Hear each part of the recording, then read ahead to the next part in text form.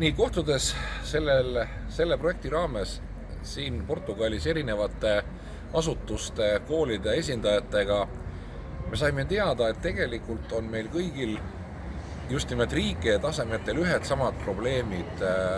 Pean silmas hetkel koole, et vananev õpetajaskond, probleemid sellega, et kuidasmoodi mõjutada ettevõtjaid, et nad teeksid rohkem koostööd õppeasutustega ja võib-olla kui me suudaksime lahti mõtestada just nimelt selle võlusõna, et mis motiveeriks ettevõtjaid tihedamaks koostööks koolidega, et see lahendaks võib-olla väga paljuseid muresid, mis on ka finantsilised erinevates riikides.